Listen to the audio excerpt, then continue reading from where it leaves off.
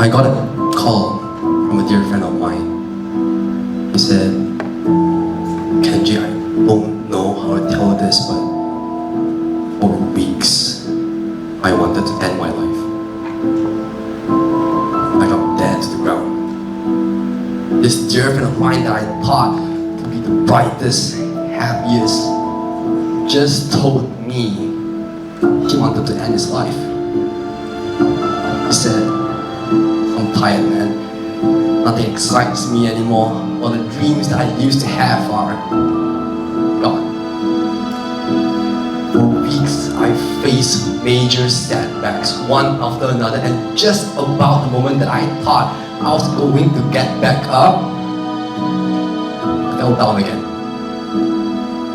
And again. And again. And again. I'm desperate. But I can't find hope.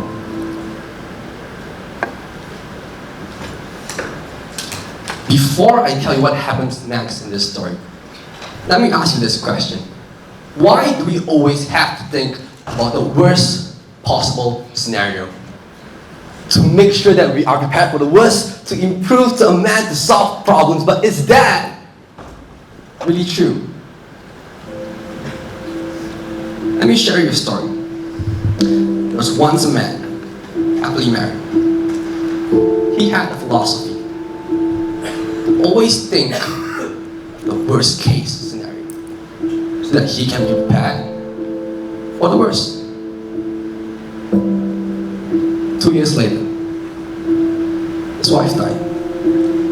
And his philosophy of preparing for the worst did not prepare him for that moment. The only thing it did was rob him of time and happiness he could have had. Let me repeat again. The only thing it did was rob him of the happiness he could have had. See, our mind conjures up stories and tales of telling us what could be and what will be, and convince us of the utmost importance to pay all of our attention towards that story. And in the context of my friend, the cost maybe his life, a story of a life not worth living. So what are you telling me? That we can't trust our minds? Yes! And I'm going to prove it to you. Let's do an experiment together, shall we? I'm going to play a soundtrack that goes like this. That is embarrassing. I'm going to put it on the visuals on the screen so that you can see it as well. Tell me what you hear.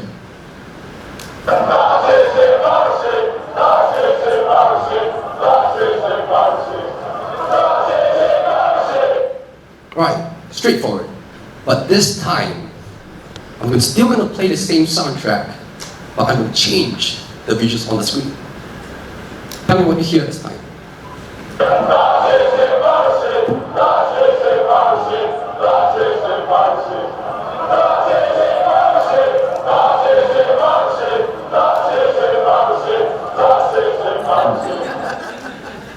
Interestingly, our mind tells us different things even though the soundtrack is played. Our eyes and ears receives the electrical signal, but it's our mind that interprets it based on its expectation. We don't see things. We see reality. We imagine reality.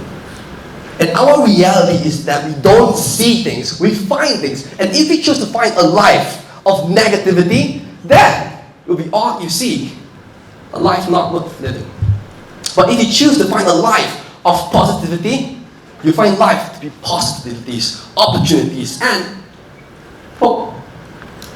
And comparing both scenarios and looking out the same place, which one do you think is smarter? Well, I have a confession to make. Remember the person at the start of the story? The person was me. For weeks, I've been the victim of spiraling negative thoughts. And believe me when it says it hurts your self-esteem to a very dark place. It hurts your self-worth. And when it gets real, your heart thumping, hands sweating, body shivering, scared to death. Because for the first time ever, fear does not feel emotional anymore. It's a physical sensation that you can't shake off. Because the conversation that I had with a friend wasn't with a friend. It was a conversation with myself. It was how surprised that I thought what the things I would say to myself. Because never in a million years that I thought I would say that. Because the silence that I once thought was my friend became my nightmares, my taunts, my triggers. My mind kept spinning narratives, continuing. It was only afterwards that I realized I've just suffered more than I could have. It's like the famous philosopher once said, you suffer more in imagination than in reality. The change of mindset wasn't easy, I promise. It took weeks, months, and sometimes it still comes back. But it's every time when I say, enough is enough, that I wouldn't want to spend another more second in facing fear, pain, and imagination. That I'll face pain when pain arrives, not when pain might be arriving. Every time my mind tells me, what if the worst will happen? I'll counter if. Even if the worst will happen, I have a plan. But right now, I choose to be happy. Because I realize the presence of hope does not mean the absence of fear, but the exact opposite. The light that we see may not shine brightest in this room,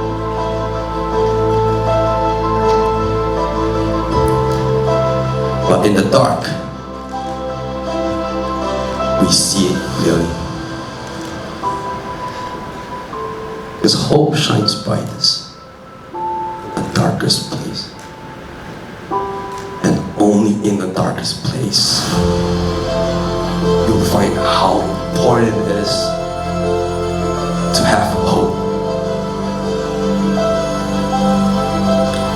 Now tell me, what do you see? I see fireflies. I see fireflies chasing light. Like how we humans chase hope. Now, I would like everyone to open your flashlights and close your eyes. Open your flashlights and close your eyes.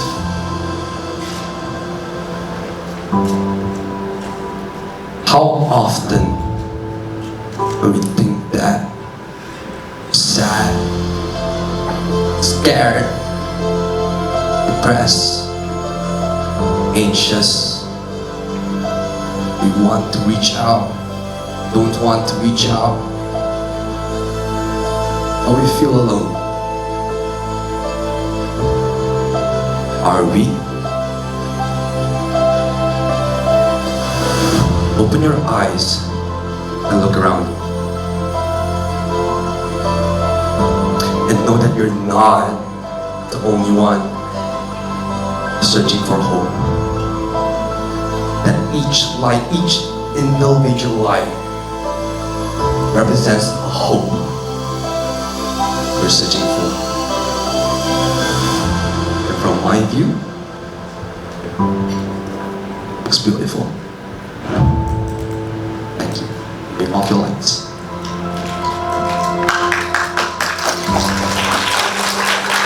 Because I realized every suffering, every hardship I've been through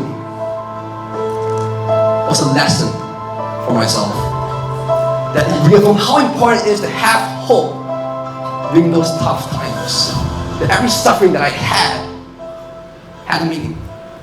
When I thought I was going to be an introverted kid with no soft skills at all, years later I became a public speaking teacher and a soft skill coach. When I thought I was going to be an introverted kid with no social skills, no friends, not going anywhere, I made friends. I joined clubs. And I even got the National Team Award for my club. See, every experience and every achievement that I've been through stemmed from a point of me feeling helpless. But it's in those experiences itself taught me who I want to be. So embrace those lessons and create your reality. Because even in a garden full of roses, if you're only looking at the one messy grass, that will be all you see.